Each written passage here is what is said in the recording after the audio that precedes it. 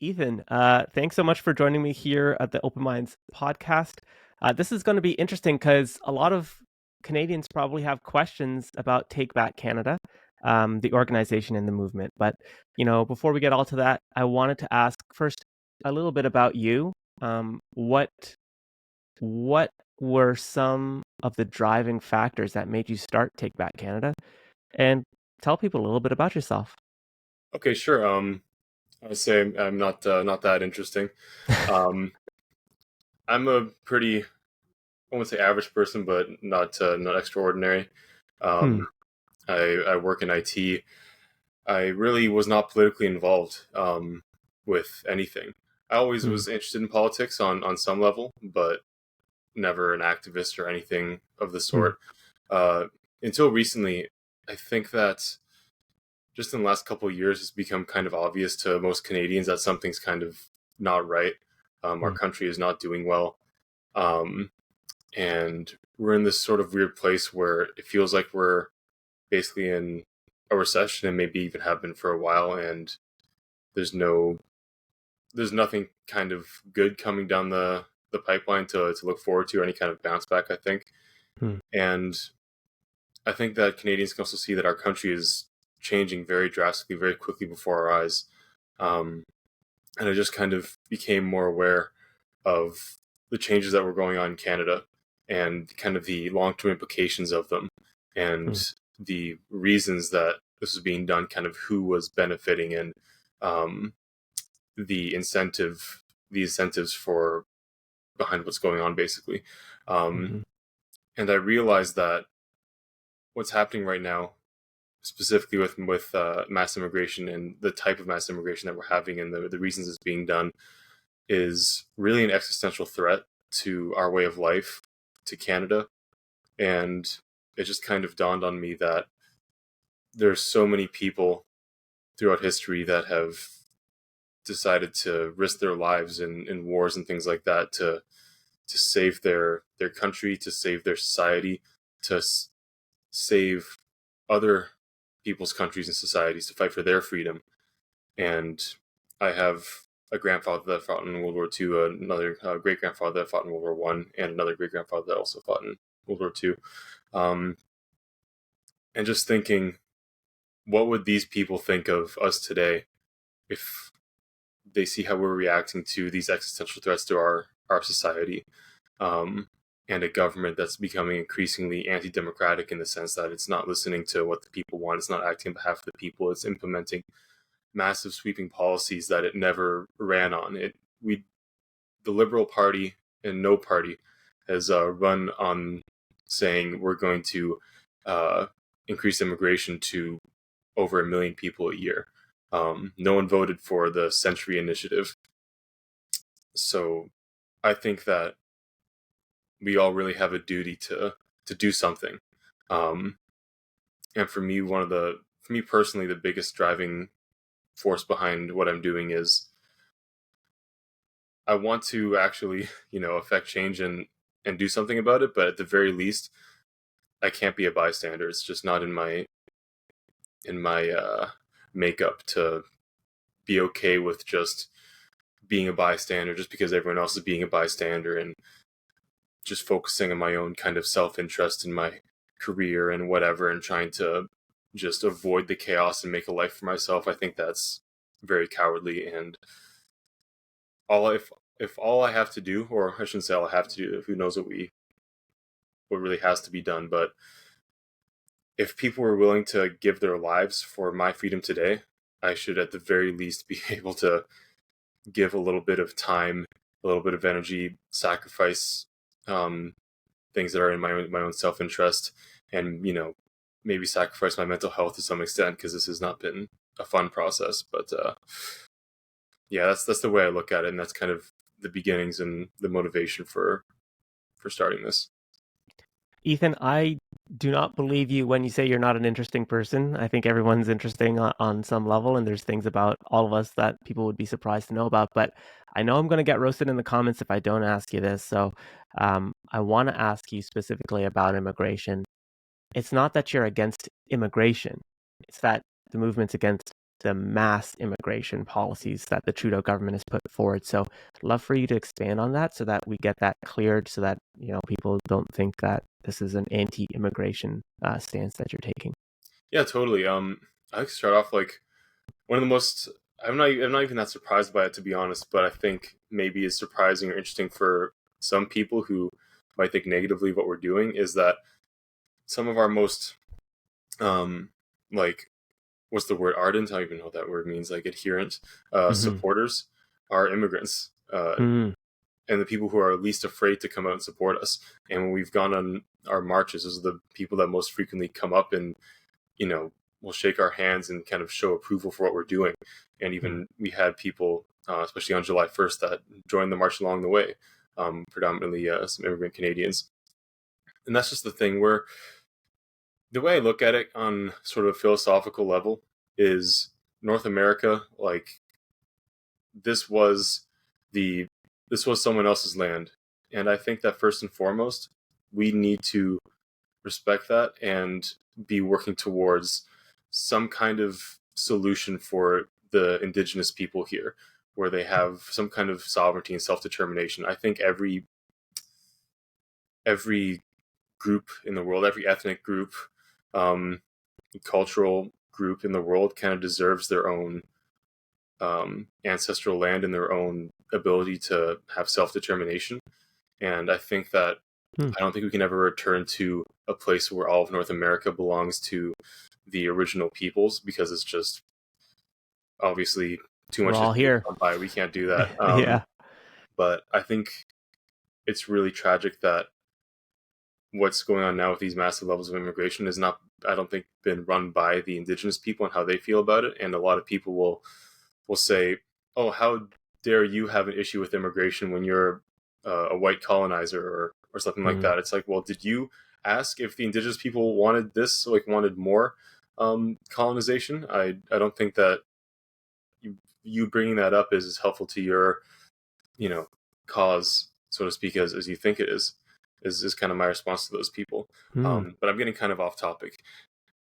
Yeah, we're not an anti-immigration movement. The way I see it is we need to have a solution for the Indigenous people first, but at the end of the day, the beautiful thing I think that can come out of North America and kind of the tragic history of the past is that North America can be kind of a place, it's the new world. It can be a place where there's more of a mixing of cultures and of people into something that's truly new. But that being said, that needs to happen at a pace where we don't lose touch with the culture that exists in Canada. It can't just completely change overnight. It's got to evolve. So it has to be at a reasonable pace, I think. But really the crux of the issue is the reasons that immigration is at these levels now, and is kind of has the character it has right now.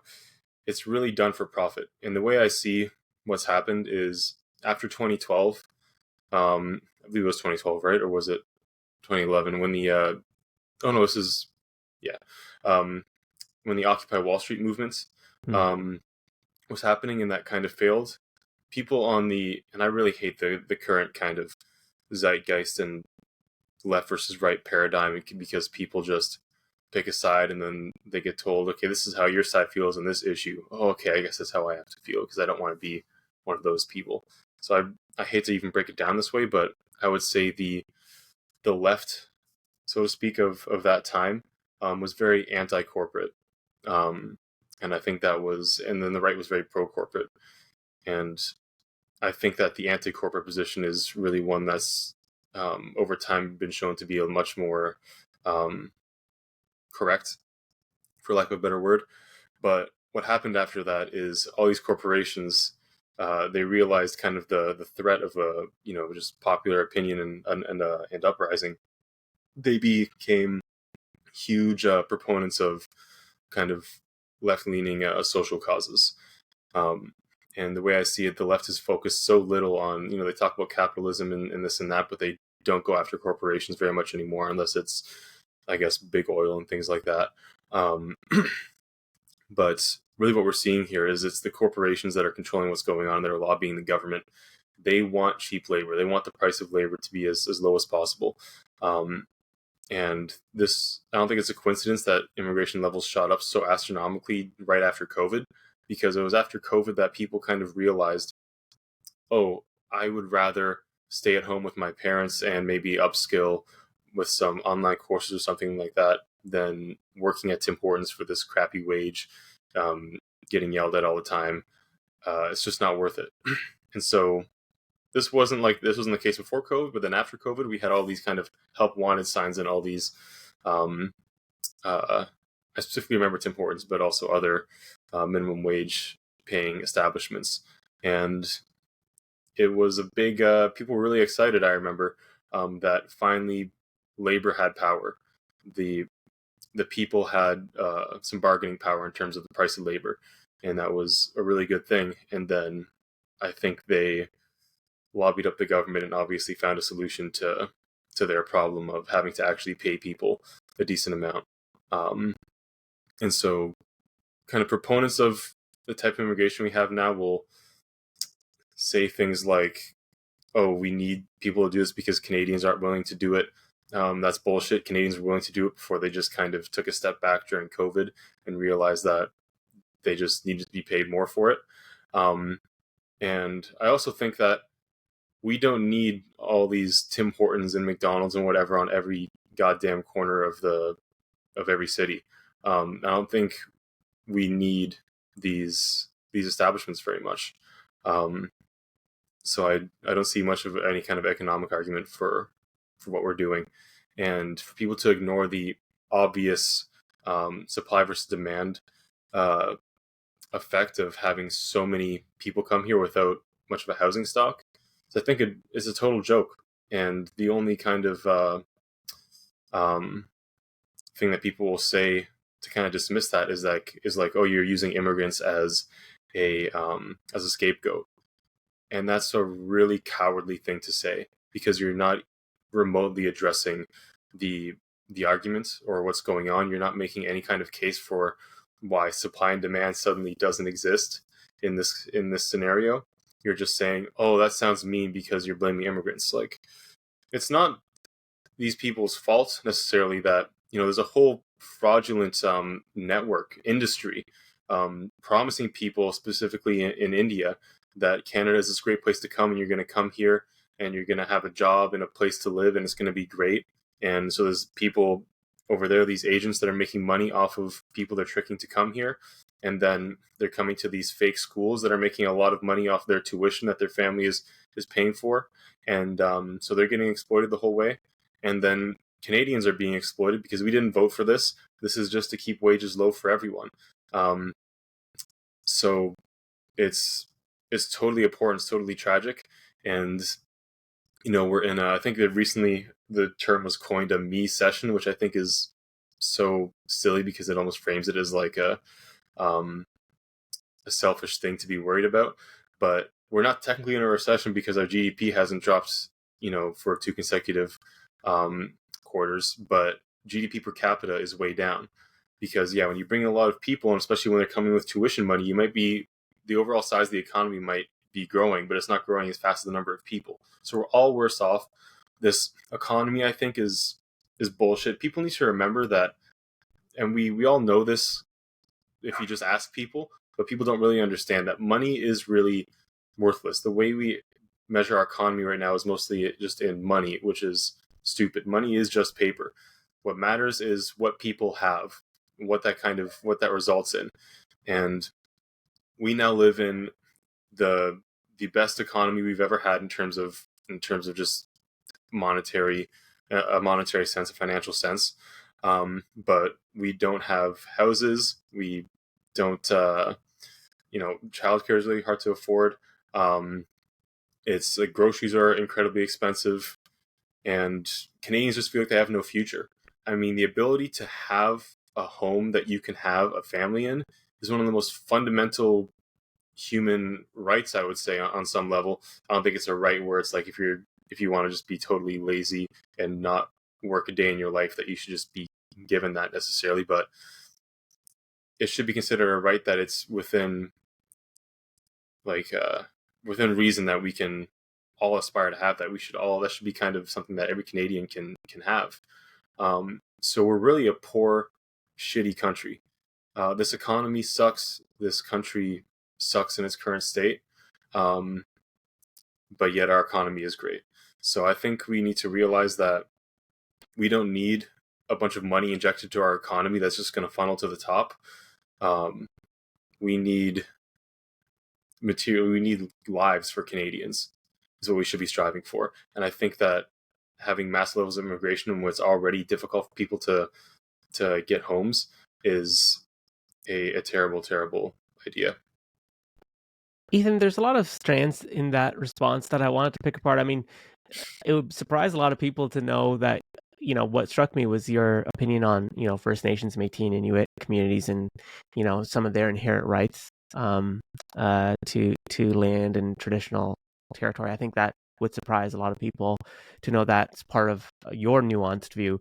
But when it comes to immigration, you made a very important point about the system that's currently in place, right? Like, it's not the immigrant's fault who ends up in the front cash register at a Tim Hortons in a very busy area of downtown Toronto is still struggling with English as one of the many languages that person speaks. Someone is, on their way to work barking orders at them. They can't keep up. It's you're setting these people up for failure in many ways, and they can't then, go save money, go to college, go to university, be successful, get their degree, and become a contributing member to society. How did we get here to a point where so many are gaming the system, whereas before it was very challenging to get in? My parents would always tell me when they applied to Canada, Canada was the hardest country, and there were so many checks and balances in place for legal immigration, and now it seems like we're abusing the temporary foreign worker program. There's higher levels of immigration. The education requirements are being, like overrode. And when we question these things, the common response is there's an underlying fascism, there's an underlying nationalism, there's an underlying protecting Canada and old stock Canadians. First question, how did we get here? What do you think some of the policies were? And the second is, how do we reel that back now, or can we? Yeah, that's a great question. I think that one of the driving factors is, I always like to say that corruption begets corruption. Things don't just become less corrupt by themselves. Like, once you have, it's a cancer that grows, right? So it's not surprising to me that we were less corrupt before, and corruption has gotten worse since then in terms of our immigration system. But it's definitely gotten worse to such a dramatic, like, exponential rate. The extent to which it's just our checks and balances have fallen apart is ridiculous. I think it goes back to the hold that corporate interests have over our government. I think that we have politicians that are very self-serving, which is sort of to be expected. Again, over time, as the system just gets more and more corrupt, naturally. But another important part of that is also not just the desire for low wages, but the corporate landlords and even just kind of the landlord class is a big pressure to keep housing prices high, which, they're trying to counterbalance that with not making people too upset but making them too high because they're seeing how upset Canadians are getting. And going back to kind of what I think happened after the Occupy Wall Street movement kind of failed, and then corporations started taking up kind of social justice causes and things, I think that a lot of Canadians have been kind of fooled into basically serving corporate interests, and to believing things like nationalism. I think that nationalism is not in and of itself a bad thing. To believe that, and it really depends what you mean by nationalism. Right. And I think that the reason that we have such a bad taste of it for a lot of people is it gets associated with, like, fascism and Nazis. And I think that what is really wrong with us today is we're taking a very rudimentary, a very, I guess you could almost say, I won't say childish is the wrong word, but just dim-witted approach to how we're, like, we as a society, I guess you can say it's for a lot of Western societies, kind of responding to what's happened in the past with Nazism and things, to say, okay, the Nazis were all these things. Let's just be the opposite of them as many ways as possible.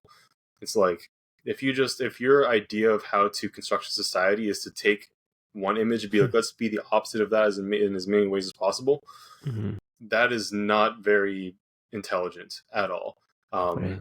Because you can take any system that was just evil, but to think that it's like, it's like the Siths in Star Wars, where every single part of it is inherently evil and bad, and you should be the absolute opposite in every way, is just silly. Nationalism is just the idea that you put at least as far as I know, maybe there's some other definitions floating around there that I would be like, okay, I wouldn't want to be nationalist under that definition. But for me, the way I see it is the idea that you put your nation first. And I think that most countries, every country pretty much other than Western countries, are very nationalist. And so I think it's very silly of us to view that as like some kind of white Nazi thing. It's just the norm throughout the world.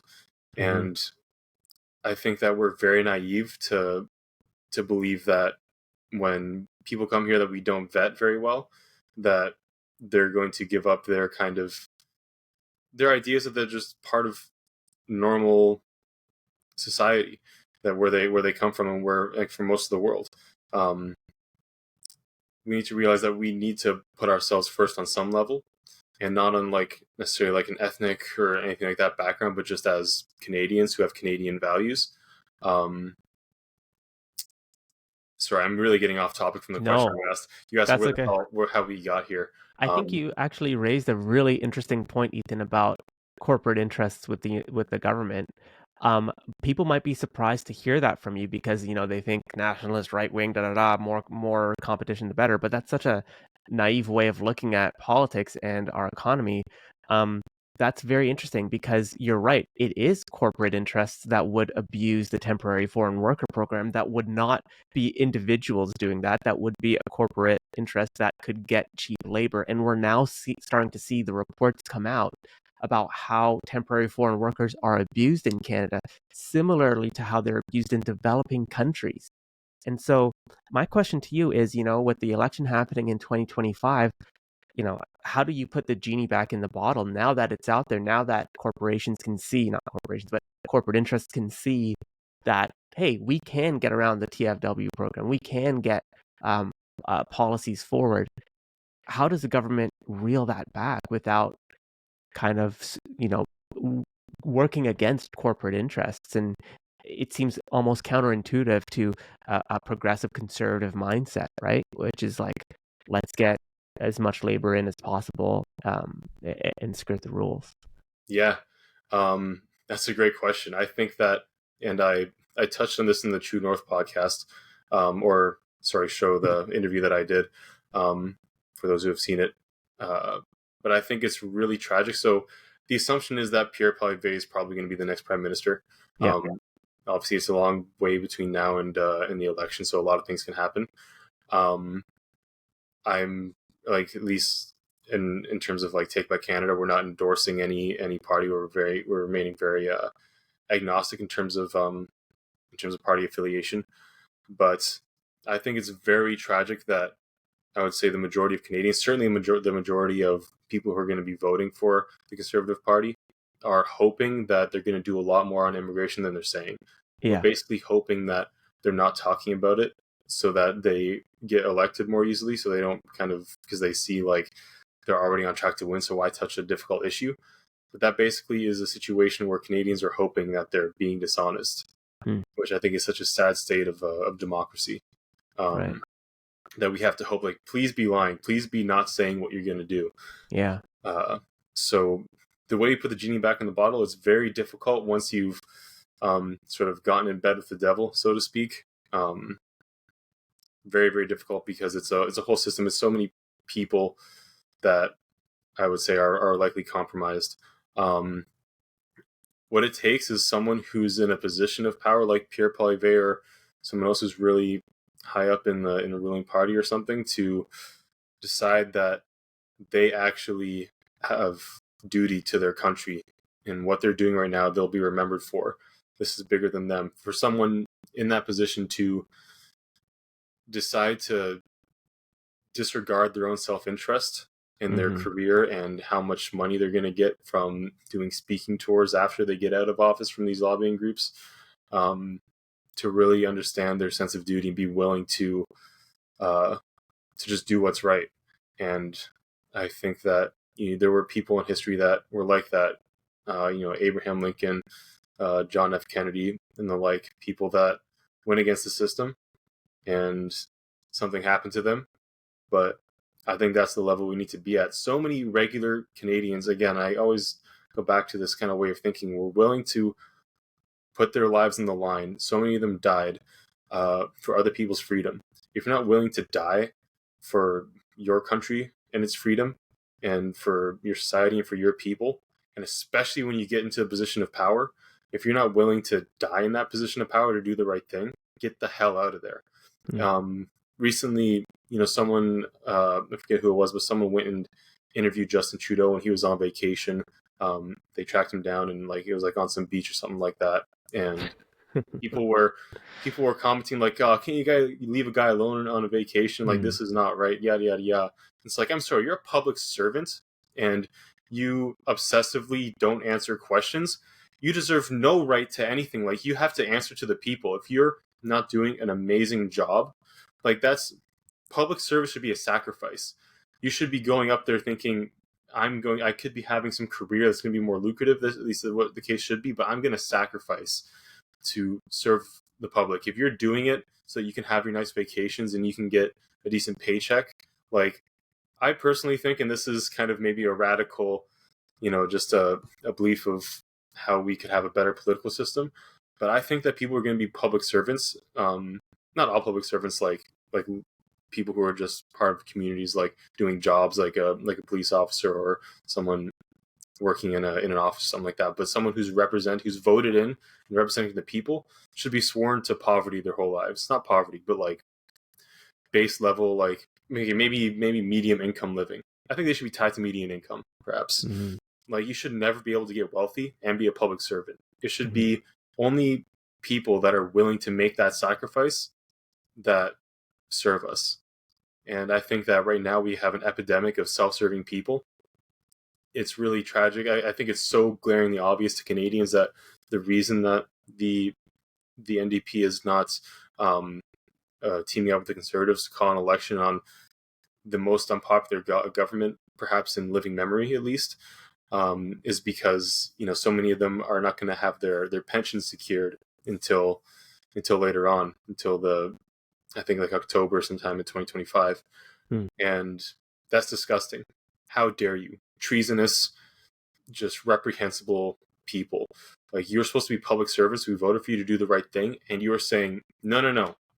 The pensions of a couple hundred of us or whatever is more important than doing the right thing for the country and to giving people faith in our democracy. I think to say shame on you is not enough. Absolute treasonous scum is what I would say about anyone who assumes public office and puts their self-interest above the interests of the people that voted them in. And I think that they should be given no respect. I think they should be shouted down in public. They are enemies of history. History is not going to look kindly on you. Just vile people is the way I look at a lot of our ruling class right now. Ethan, on that point, I think that, and I'm going to try to encapsulate what some of your critics might say, and they'll say, there's this angry white man talking about anti-immigration, and I think of course, that's a very the opposite of nuanced approach, very surface level, and really what it misses is the real anger that Canadians are feeling towards the system as a whole. I've written and interviewed people who were part of the Freedom Convoy and said, our liberal democracy became autocratic very quickly, and a lot of people were okay with it. And people can criticize myself for saying that, but it's true. We enacted the Emergencies Act overnight, and most Canadians were left spellbound that that happened. So we have a right to be angry, but I would want to push you on, how do you translate that anger into um, a public policy, pragmatic approach? Because I can imagine when Poilievre gets into power, there's going to be so much expectation similar to what you've echoed, and he's going to find himself governing conservative MPs who will also be self-interested in their pensions and making sure that their bread is well buttered, and making sure they're set up as well. So how would you see the future of our government um, incorporating those aspects of what you've discussed, knowing the self-interest of a politician, of a party saying, like, I just want your vote, man. I just want 4 years. Um, we'll deal with later for that pension stuff, but I just need your vote right now. You know what I mean? Like, how do we get to a better place as a government as a whole? Yeah, I totally agree that I don't have faith that conservative MPs are so much more moral or of such greater character than MPs of other parties, that they're not going to be self-interested. Um, I'm not that delusional, and that's why I'm not a big cheerleader for any party. Um, in terms of sorry, what was the exact question? Yeah, like, how do we take the anger that you're feeling, Yes, yes. and then into, like, how do we get to a better public policy place and government place?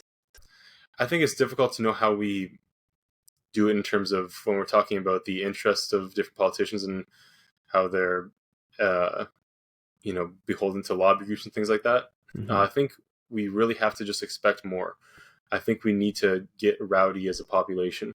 Um, when you're governed, like, it really is a situation of tyranny when you're governed by people who serve other interests than the interests of the people who are voting them in.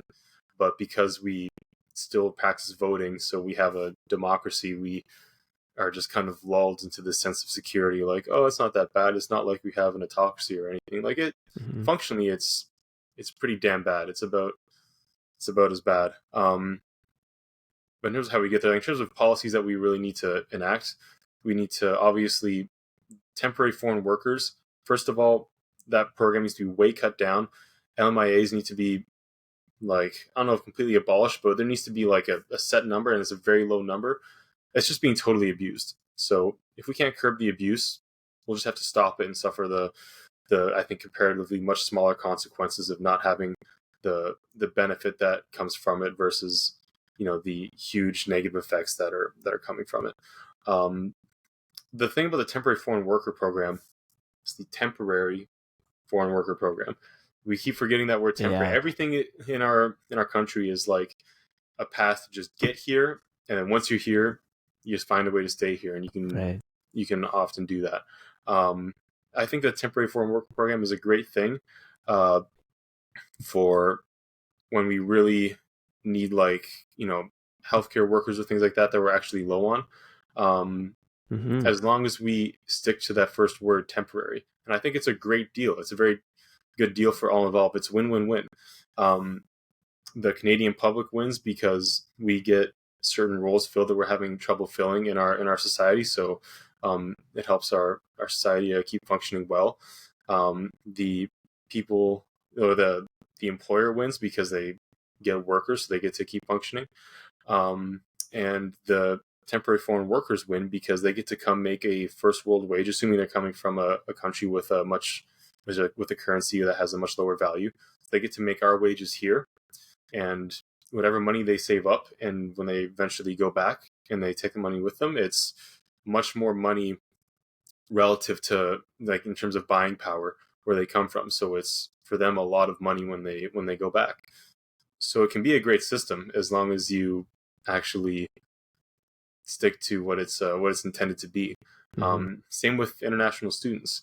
They come over, we benefit because we charge them a higher tuition, Yeah. so our schools get more funding, but they get a good first world education, and they go back and they better their communities, um, and they get farther in their place of origin because they have this education.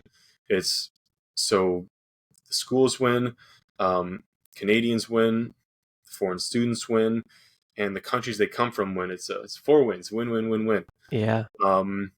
But no, it's all, everything is just a way to fraudulently or try and live in Canada full time, despite what our actual immigration targets are. And it's just, there's so many people that should be winning from these systems that aren't. And especially when you look at the diploma mills or LMIA scams and things like that, it's abusing everyone involved. It's just everyone's losing except the corporations and the ruling class, which is what I think people really need to focus on. That's what's going on. And I would like to address, like, just squeeze it in here somewhere, a lot of the things that I've kind of danced around, things that people might accuse me of being racist for. So I just want to, if you're going to call me, bad names or think that I don't align with what you think, I'll give you all the ammo you want right here. But I think to genuinely call this, any of my beliefs, racist is wrong. I don't think that. But I do believe that culture matters. Canadian values and culture matter. I think that one of our defining characteristics is our attitudes towards women and our attitudes towards people of different sexual orientations, and our attitudes towards just negative behavior towards the environment, like littering or polluting, and just having a general society of trust, where it used to be common, the famous Michael Moore documentary where he was going around in Canada, in Toronto, and people had their doors unlocked. Yeah. We don't live in that Canada anymore, okay? And I think people need to stop being naive to the fact that it's not people's fault. It's not in people's DNA to be worse or to be incompatible with our society. But when you look at the third world, it's a really bad environment, but people don't grow up with necessarily great values there. Rape is incredibly normal. I think even the idea of feeling shame for rape is a lot more foreign to a lot of people than we here in Canada think. We here in the West think that these things are kind of universal. They're not in lots of parts of the world. And I think people in Canada and most of the West are very naive to the level of violence that is normal in large parts of the world. And when you're not careful about who you're bringing over, and you're bringing over fully grown men, and you don't know anything about them, and it's largely from very difficult parts of the world, clearly what we're seeing is in many, many cases, people are not coming from that kind of background, coming here being like, oh, Canada's so nice, where I was so bad, like I'm gonna be like Canadians, like off the bat. I'm sure there's people that do that, but when you look at, for example, the attack in Halifax recently on those two lesbian couple by, I think it was Syrian refugees, the idea that you as a group of men will say, how it went down is they said something derogatory towards them. One of them said, hey, that's my girlfriend, and they just brutally attacked them, viciously attacked them. I think that's something that Canadians just don't even comprehend, but that's much more normal, I think, in other parts of the world than we realize. So we need to understand that it's not wise to not be careful, and it's not these people's fault that they grew up like that. If I grew up in that environment, I would probably be the same way, I would imagine. It's not their fault inherently, but we need to realize that it's an issue that if we just pretend it doesn't exist, we have a very unsafe society now in a lot of places in Canada. Toronto is much less safe than it used to be, and I think that the more we ignore that as a factor, because it feels unpleasant for us to acknowledge that, the more we're going to get ourselves into trouble. And to call that racist, I mean, it's not racist to acknowledge the obvious fact that your upbringing plays a part into the person you become, and it's very hard to change people after they're fully grown adults. It's just a very well-known psychological developmental fact, I would say. And then the other thing that I would say that people might criticize me on is I think our culture matters. I think that it's not okay to just import an entirely different culture such that it is supplanting Canadian culture. I think that these giant enclaves are not okay. They're not something that we should be okay with. Um, I think that multiculturalism on the level of some people of different backgrounds and just different. We all get to kind of learn from each other, and I think there's a level of multiculturalism that can be a beautiful thing, but we need to all be on some level the same culture. We need to all speak the same language. I think that it's really ridiculous. I talk to some Canadians that are kind of really, you know, subscribe to these kind of ideas that it's racist to expect people who come here to learn the either English or French, depending on where they are, but like the language of where they live. I'm sorry, I would never go to live in another country, especially permanently, and expect not to have to learn the language. How are we supposed to communicate with each other and talk? How are we supposed to live with each other if we can't communicate? If we can't talk to each other? Okay, we need to not think it's racist to just have expectations of people that come here. Just like they would have expectations of you if you were to go there. That's just normal, and it's healthy, and it's necessary. If we want to have society, we got to stop being so naive because we've got it like implanted in our brains that certain things are just mean and even racist, and that is a word that just keeps expanding in definition to mean a lot of things that aren't actually bad things. And that's the trick, you look at something, you look at a Ku Klux Klan member, someone racist used to mean you look at someone and based on their race, you have an opinion about them. And that's your opinion about them, no matter what the character is. You just think, okay, I don't like this person because of this, and whatever their character is, I don't care. I just don't like them because they're black. I don't like them because whatever. Or I think just completely differently of them. That is not what racism means today. It's come to mean so many things. When you actually dissect it apart, it's like, okay, this thing is actually just common sense across the whole world. Why are we putting this in under some like label that we're deeming as a very bad label? But that's the trick, right?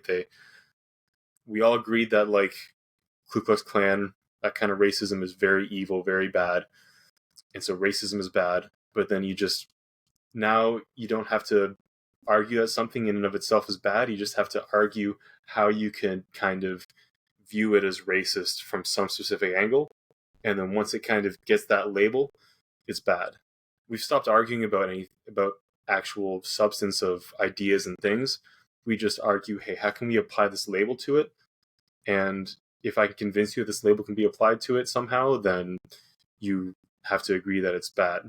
And I think even people kind of, on the right, more conservative people, fall into this trap of always feeling like they have to justify very basic beliefs, like the fact that I have to be like, okay, sensible immigration policy used to be something that everyone agreed on like 10, 15 years ago. That's just common sense. And now you have to justify why you're not racist.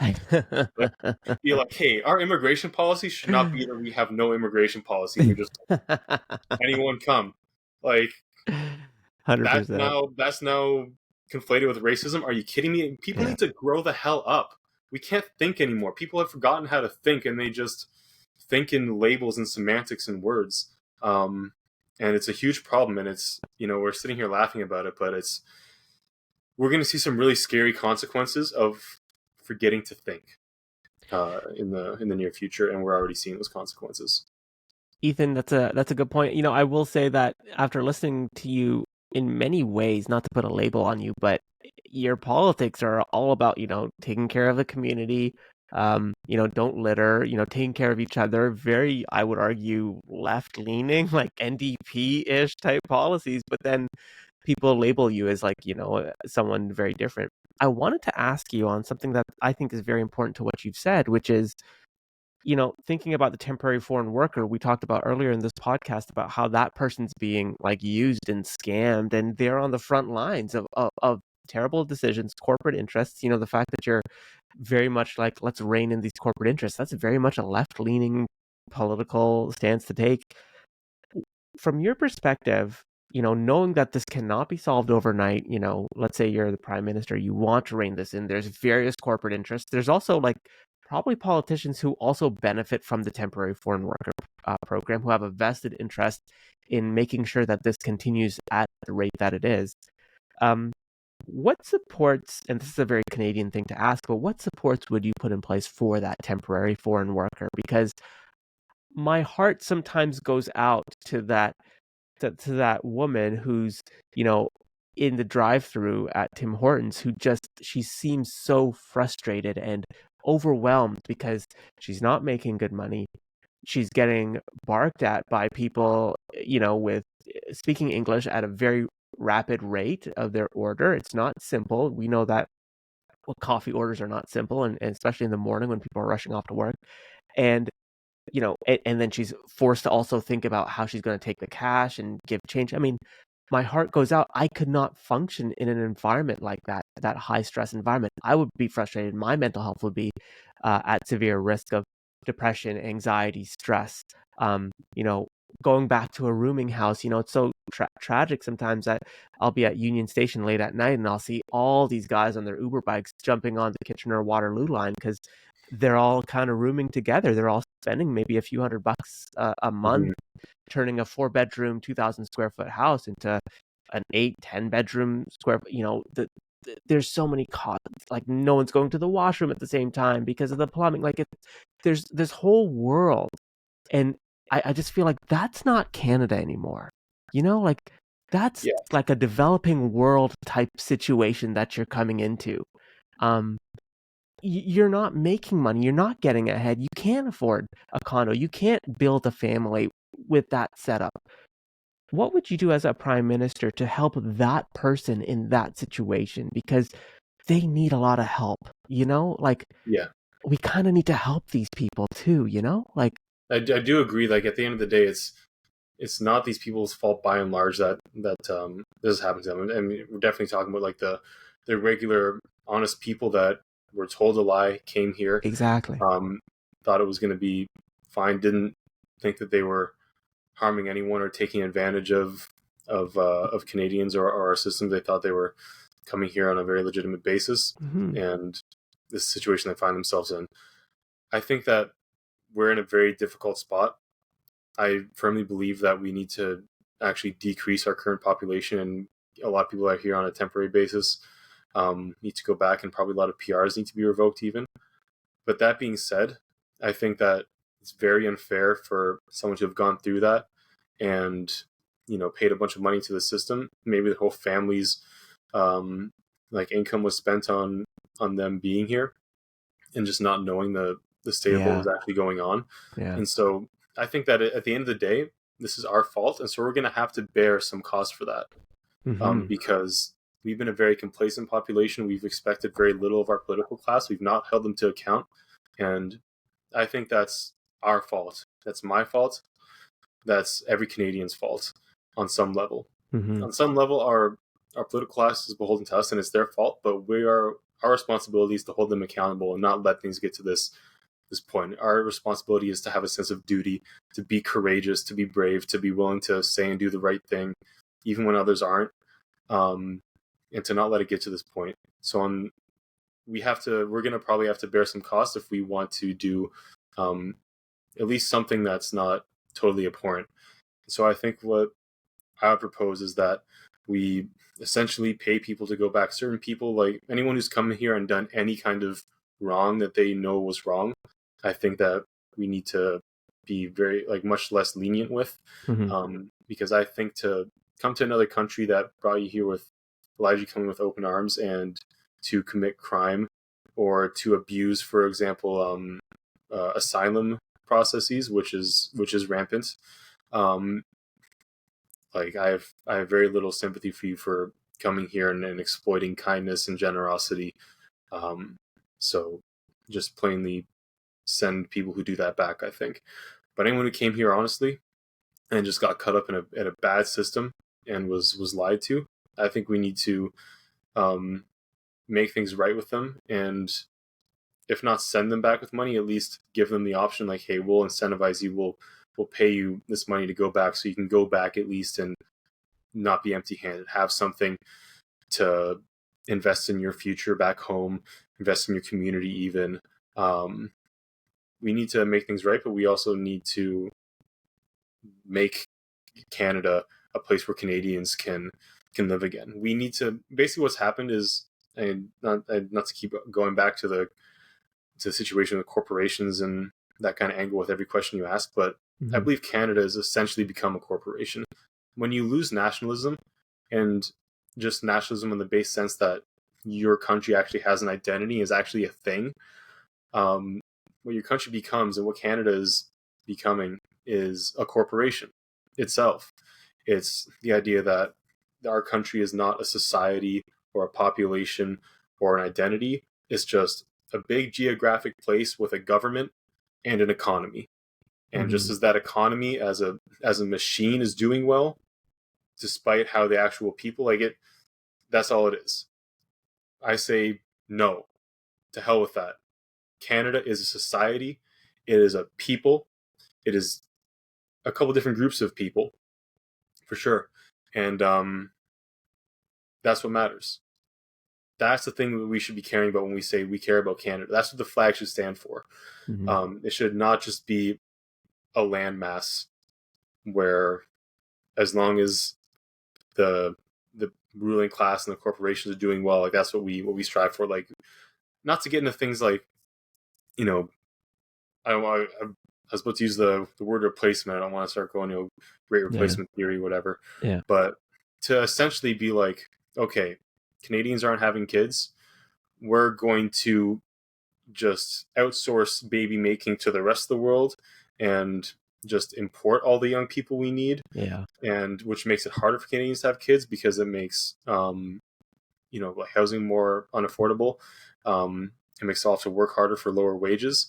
And so it just kind of perpetuates the cycle. And then what you will have is essentially Canadians who have been here a long time being, not to lean into something that's controversial like that, but you could say replace. I don't think it's a bad word to use. And that's totally prioritizing the wrong things. Like, that's, Canadians should be prioritized to be able to have families. That should be such a fundamental right for us. And so for our system to basically be like, all right, it's going to be easier for us because it is better for the economy. Like, make no mistake, like what's going on right now, like the economy is growing, but I would say it's long-term bad for it. But in a way, that overall process, if you strike a better balance than we currently strike, is actually much better for the economy to say, let's not have kids. Let's outsource making kids to the rest of the world, because having kids is expensive. It's a drain on the economy. Kids aren't productive. They cost money to raise and all of that. So they actually make your economy worse on some level. So if you can outsource that to poor countries and make them bear all the cost, and then just get productive adults out of that population, it's much better for your economy. But what the hell is your society? What is your country if it's just people who are not even related generation to generation, just coming and being here and participating in this system to keep wages low and to keep productivity high, to enrich a small class of ruling elite?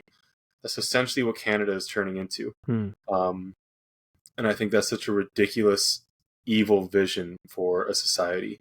So to go back to your actual question at hand, sorry. No, it's all good. I think we need creative political solutions. I think we need to understand that. I think we need to put Canada and Canadians first, but not lose our humanity too much in just kind of discarding people who came here innocently, and just, like, all right, yep, the system chewed you up here, now go back. And I think we need to do something to make things right for them. And I also think we need to be very heavy-handed with anyone who came here and committed any kind of real wrongdoing. I think that going somewhere else to someone else's country and committing wrongdoing is absolutely disgusting. I think that if Canadians do that somewhere else, they should be treated very heavy-handedly. When you are welcomed into someone else's country, whether as a tourist or as a resident, you should be humble. You should be thankful. And if you take advantage or commit harm or wrongdoing onto the population of people that have accepted you in like that, that is just a whole other dimension of grossness, wickedness to whatever crime you did, that I think needs to be treated with disdain. we're having such a Canadian conversation in many ways because, Americans do not think this way about immigration at all. They're very heavy, not they, some Americans are very heavy-handed, like very much like go back, don't come back, like we will build a wall. You know what I mean? Like very restrictive. Mhm. Whereas Canadians, we understand that people get caught up in like this kind of like corrupt system and we want to help them. But we also don't want our country to be corrupted by mass immigration as well.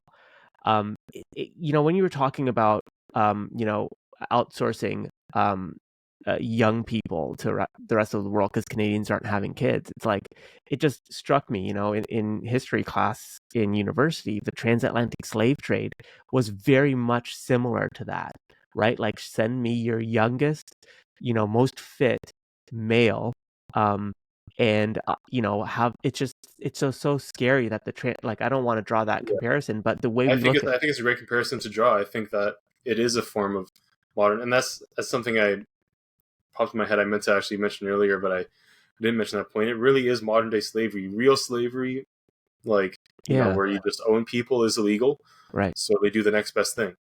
It's correct, the motivation is still there. It's just it's the closest you can get to slavery under our current legal system. And so that's what yeah, the people in power are going to do. That's all they yeah, care about. And the thing about our society now, and that I think we really need to rethink how we do democracy and try and find maybe systems that where we hold people to more account and we kind of avoid this phenomenon. But the phenomenon is that it's psychopaths who rise to the top. mm-hmm. It's people who are you get voted in based on your ability to be convincing, Yeah, not on merit of how good you are or how honest you are. Honesty is like a trait that is what's the word? It's like filtered against. It's like if you're honest, you're not going to do well in politics. mm-hmm. So we have a Yeah, political system that favors dishonesty. Um, so I think we need to understand that everything we're doing right now is an experiment, and we need to treat it as such on some level. Whether it's like because I democracy existed before in um, or at least like a republic, which is what all democracies are in ancient Rome, and that had its upsides and downsides. And the way we do it now is different, but it's still relatively new, and we don't know what it looks like when you or how stable it is over hundreds or thousands of years. Um, so we always need to be a little bit critical and willing to be like, okay, obviously we don't want tyranny. We want some form of democracy, but there's many ways to do democracy. Um, is the way we're doing it right now working? Okay, maybe yeah, it works for the first 100 years, but it seems to clearly not be working beyond that. yeah. Um, and same with the way we're doing like this kind of like of course mass immigration, and even just in Canada specifically, the way we openly embrace multiculturalism. I think again some level of that is a nice thing, but you need people to be on the same page about things to have a functioning society. You need Canadians to look at other Canadians and feel like they have something in common with them if you want a society. So Yeah. I think that we need to look at multiculturalism as an experiment that started in the 70s. And if anything that's new, if you're not willing to actually have a conversation and be open to the fact that maybe it's not working out, then anything you say on the matter really is just invalid. Really, I hesitate to use that word with when it comes to people's opinions on things. But I think if anything, you're not willing to be open to thinking that it's positive or negative, or maybe even some of both. If you just believe like, no, this is a good thing, um, your views on it are kind of invalid in a way that, like, okay, you have almost a religious belief Mm-hmm. about this. So I think that's something Canadians need to wake up about. Eat. It's everything that's going on. Sorry, but No worries. basically, one of my big beliefs is there's so much that we're doing right now that's unprecedented that we need to stop acting like we know it's going to turn out well. We need Yeah. to be critical about everything we're doing and use the scientific method as it's actually intended to be used to critique the different things that we're trying out. 100%, Ethan. And I think, our good nature as Canadians has always been welcoming people from all walks of life. But I think our politicians, perhaps of all stripes, they see money making, they see dollar signs, they see the opportunity, and they really do exploit that. And it challenges our otherwise good nature as Canadians, and changes our attitudes. And I can tell you, you know, my family came here in the 80s.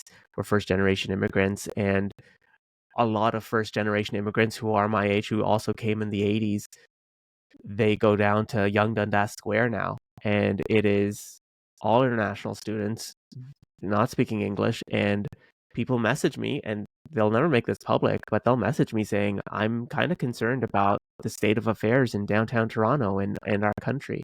And, before, immigrants were contributing to the fabric of Canada.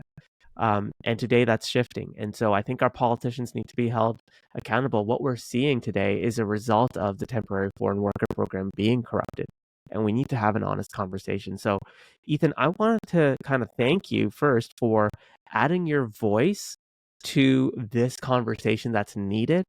And I want to say, if people think that you're a racist or whatever, you wouldn't have agreed to this conversation. We wouldn't be talking together at all. And I think what's coming across is that you actually care deeply about Canada, and you actually care about the people who are being exploited in this system, and you want them to be helped in some meaningful way, and you want to call out the corruption. And I think that's the nuanced perspective that some are missing when they are categorizing you.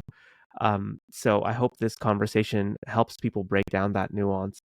I wanted to end this conversation, Ethan, by asking you, if you had, let's say, just a few minutes with Pierre Poilievre, what would be that one thing you would really drive home for him to say, you really need to take this one thing and make it central to your platform, because our country is getting to a point where it can get really bad, and xenophobia towards the new immigrants who have benefited or who are caught in the mix is real and can upend our otherwise good nature as Canadians.